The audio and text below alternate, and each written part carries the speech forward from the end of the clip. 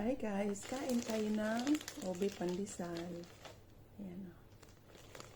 So, at mayroon tayong itlog. Piso.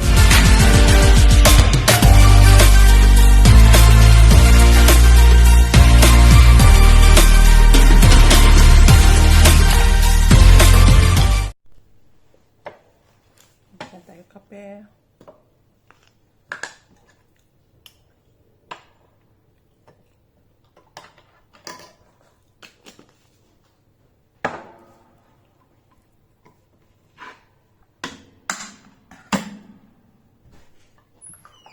Hi Mel, may ube pandesal. Nakita ko siya sa kay Kwan, yung sa Team MP na founder. Shout out pala. Yan meron kaming ube pandesal din dito sa Qatar. Dalawa sa Yumel, dalawa sa akin. Kasi 4 na piraso, 6 riyal. Mahal, 150 isa. 150 is 20 pesos ang isa nito. Grabe. Hindi, kainin natin ng konti-konti lang.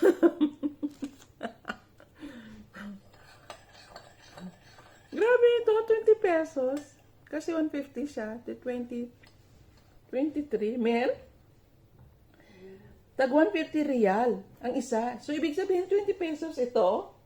22 pesos. Oh my God. Hindi ito ube, gold. Gold pandesal. May cheese. May cheese siya. Ang galing. Nakita ko kasi siya doon sa founder ng Team MP. Kalimutan ko na pangalan niya. Nag-breakfast siya ng ganito. So, kanina, nag-stop ako doon ng grocery ako. Tapos sabi ko, kukuha ako ng bibili ako ng tinapay ni Lola. Nakita ko to. Hindi pala. Nakita ko yung isang Pinay doon. Dumiretso doon sa Vicky Reyes apartment. At nakita ko yung pandikuko. Guys, good morning. Good morning, Doha. Ngayon, nakita ko ito. 2 piraso lang ito, Mel.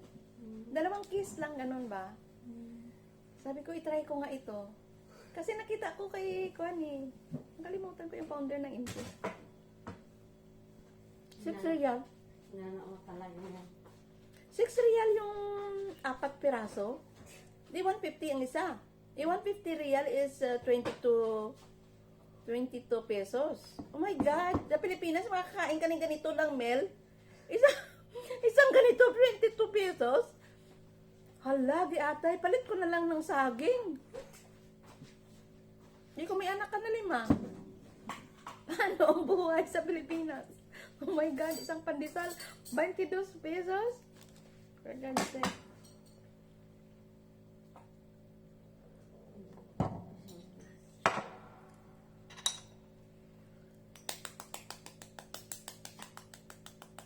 Oh my God, i-story ko lang sa inyo yung pinuntahan naming bahay kagabi. Doon nag-propose. Ngayon, Diyos ko, Mel, kung talagang galing ka talaga sa bundok, hindi ka makakalabas sa bahay na yun. Yung na nga mag-CCR lang eh. Sabi ko, kaya ko pa. Kasi yung ng mga katulong isa second floor. Akala ko yung second floor na doon dadaan sa hagdan na mataas na yon.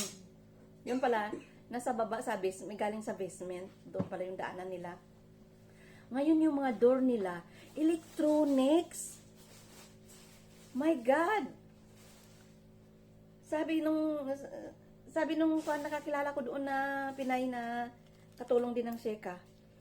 Lumabas sila, nag-ihi, kasama yung katulong din na doon sa kwarto nila.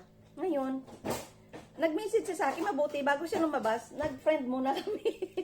Sabi niya, ate, open the door. Pindot naman ako ng pindot, doorknob, ginaganyan ko naman yung doorknob. Sabi niya, hindi ate, may pipindutin ka daw dyan sa wall. Yung bilog. Pindot naman ako, yung parang sa hospital sa Mel ba? Na sa hospital kasi, ngayon, yung mga nurse lang at saka mga doktor ang may access yung tawag doon. May access doon na yung ID nila, pag ganun din, open siya. Pero pag sa loob, may pipindutin ka doon sa wall na bilog para mag-open. Ganun ang bahay nila, Mel. Giatay. Sabi niya sa akin, ate, sana nandoon ka na sa kakubitan ng mga guests, imini ka na doon. Sabi ko, nag-iisa ako, paano kung papasok ako doon? Iuti mo yung tubig, hindi ko mapapaagos eh. Paano pa kaya? Sabi ko, papasok ako mag-isa doon sa kubita.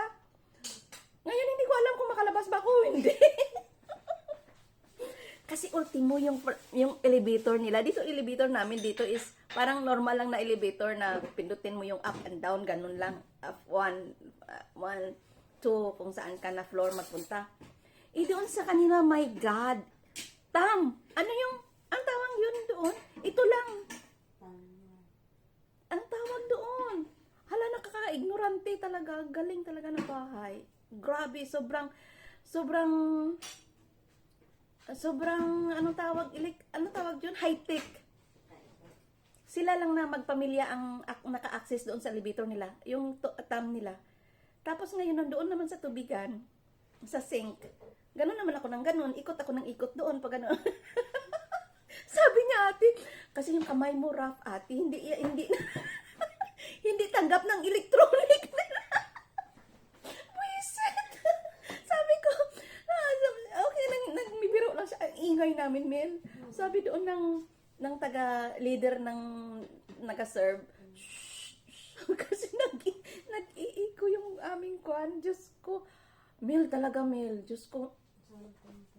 Ipit-ipitin mo na lang yung ihi mo talaga.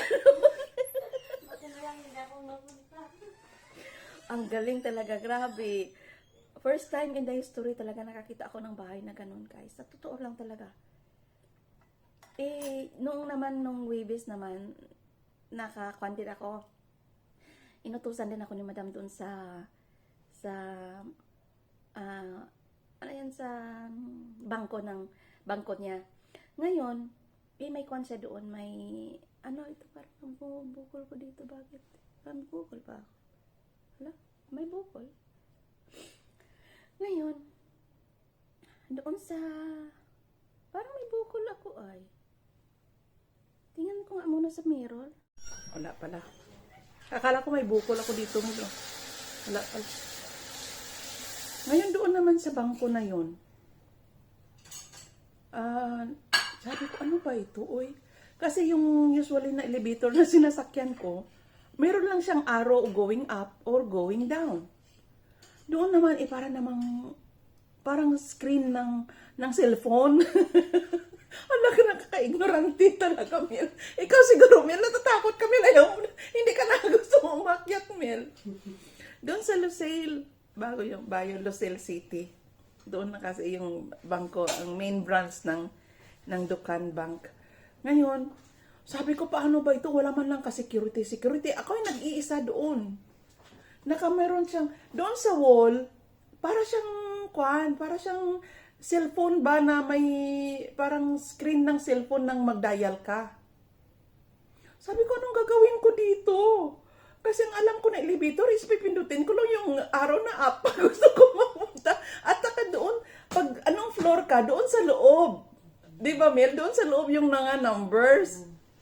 Lagi atay man doon sa building na pinuntahan ko sa bangko ng Dukan. Oy, sabi ko, sige, okay na. Dito na ako. Wala akong mapagtanungan. Ganyan ako. Kasi sa 17th floor ako pupunta. Nakaka-ignorante talaga. Di bale. Experience lang.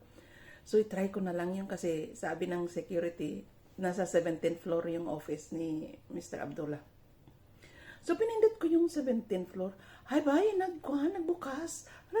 Tumakbo ako dun sa nagbukas. Oh my God, grabe. Tapos, sabayan na naman kagabi na ang bahay na yun is, last time nakapunta na kami doon last week. Pero hindi ko talaga alam na, nakikita ko yung bahay nila last week, nakikita ko yung mga door, ay may mga pipindit-pindutin. Pero kagabi, kasi nakaikot-ikot kami kasi nag-dinner sila sa beside pool, swimming pool. So, nakapunta ako doon. Oh my God, kahit pinto nila guys, iba. iba yung pinto nila. Pipindutin mo yung may pipindutin ka sa wall bago mo buksan yung doorknob nila. Oh my God, ano ba yan? Sabi ko, hindi ako makatagal sa bahay na to.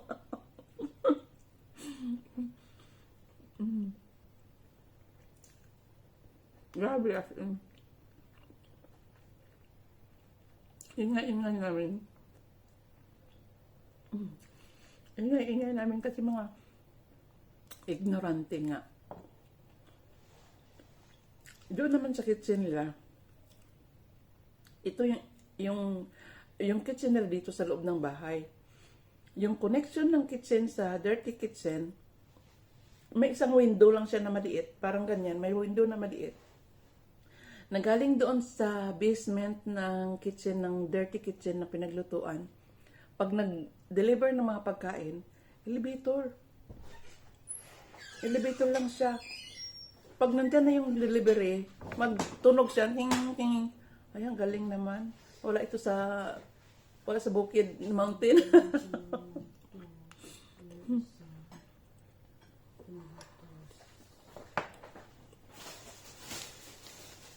Hindi ko na nakakain yung awbik ka.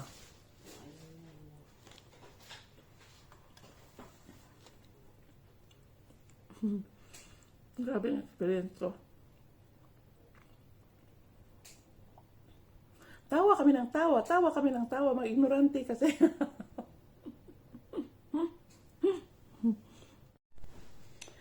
So, yun na nga guys, masarap pala itong kwan. Back to Obi Pandesal tayo. Masarap pala talaga, may cheese pala siya, oh. Yan, oh, yung puti na yan, cheese. Eh.